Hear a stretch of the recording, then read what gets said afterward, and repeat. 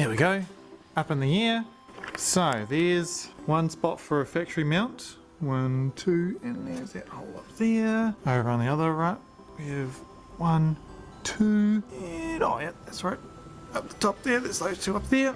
That's the other factory spot. Go around to the back. These ones here. One there, and then I think there's just one. Oh, there's those two tucked up in there. So that's where our factory spots are. Now the issue with these older cars is that they're not made out of the thickest material. They weren't meant to be that thick. We need to try and figure out a way to make this attached to this with a mount in between, so it can still do a little bit of moving around.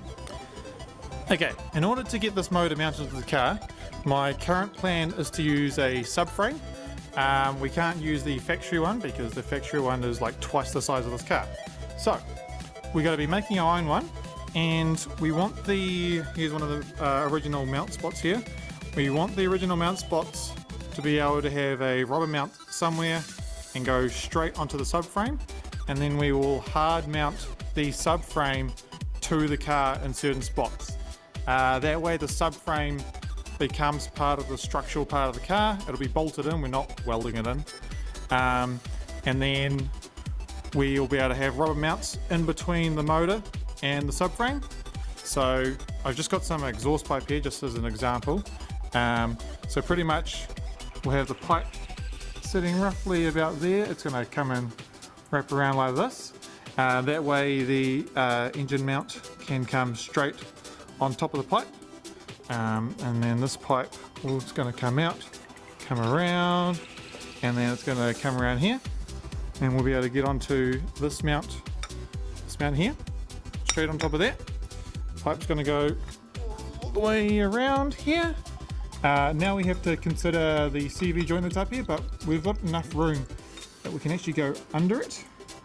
So we're going to come around here. There's our third mount right there, so we're going to go straight on top of that. We're going to come back around, considering our CV joint that's going to be on this side as well. We're going to be under that, and then oh, there you are, and then we're going to come back around here. Now one of the things we are considering is the CV joints. There's big CV joints coming out here, so we've got to make sure we clear those. And the significant thing is maintenance. We're not going to be chucking a stupid pipe right up next to the drain plug so that no one can service this thing, because it's really annoying. So we have two options. We can either just sort of skid out a little bit, so we sort of do a little bit of a loop around there, and that way we'll have plenty of room between the drain plug and the pipes here. Second thing, you could just do random cutouts into this.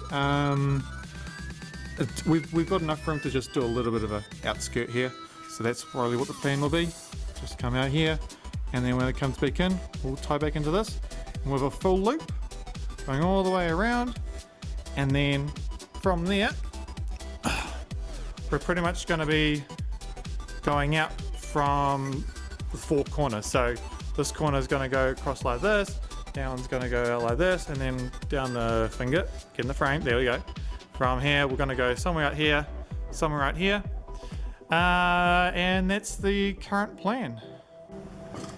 Okay, underneath here I've been looking for places where I can mount things for the subframe that I'm planning on putting around here. There's a really nice little box section in here. Now I've been trying to figure out if it's any good, how rusty it is and that, and it's got all this crap under seal on here. So one way to fix that